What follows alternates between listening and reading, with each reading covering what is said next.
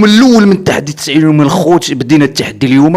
غنحاول نبيع شي حوايج عندي في الدار في ماركت بليس، واي واحد محتاجهم فيكم ياك يتواصل معايا في الخاص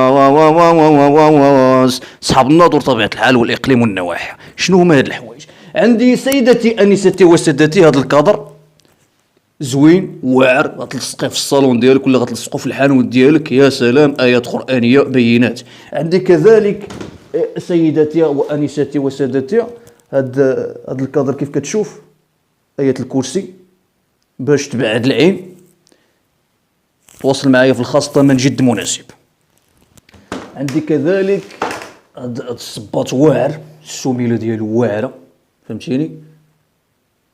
اللي بغاه يتواصل معايا في الخاص، غنصورو معاكم في ماركت بليس ان شاء الله.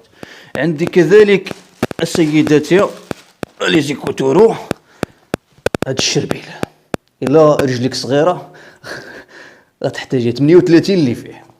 عندي واعر، تواصلي معايا. جسم النظافه عرخانه بلي نسى يجي 8 الصباح غنصوري ماركت بليس ان شاء الله تعالى. صافي، يلا بينا الى ماركت بليس. الخوت هو هذا، نصوروه ونلقاو في ماركت بليس.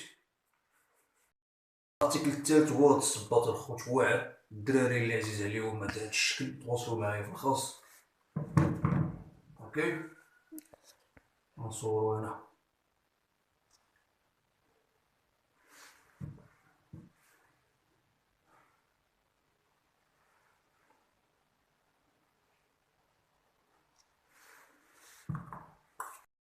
الرابع الخوت هو هاد الشربيل هذا، غنصوروه.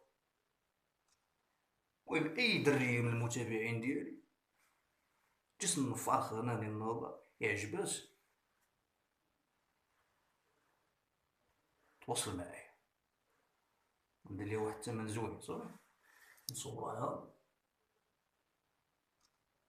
صافي. هو كامل اللي صور دابا غنلوحو في ماركت بليس الخوت. يلا بينا. ما عنديش شي تليفون واعر باش انني نصور به. المهم لحت كاع دوك الحوايج في ماركت بليس، غنستناو واش تجينا شي مبيعه باش نوصلوها ان شاء الله تعالى. اي واحد فيكم محتاج هاد الحوايج راه واعرين باقيين جداد، يتواصل معايا في بريفي. تبارك الله عليكم. الى الغد ان شاء الله تعالى. نستناو حتى الغد ان شاء الله تعالى. نستناو واش يجوني شي مبيعات ولا والو في ماركت بليس، ونشوفوا عاود نديرو تجربه جديده، نقلبوا على رزقنا باش نعمروا الصندوقه، باش نديروا الاغنيه ديالنا. بيس.